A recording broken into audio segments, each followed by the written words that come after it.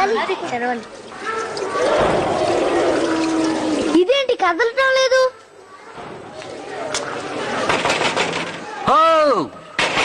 కదలు. అది పడుకోనుంది.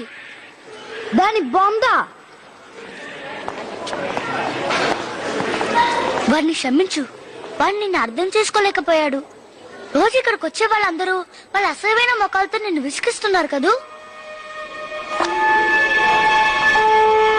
నేను చెప్పేది వినపడుతోందా?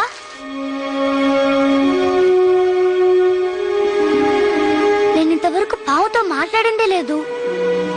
నువ్వు ఎప్పుడైనా ఎవరితో అయినా మాట్లాడావా?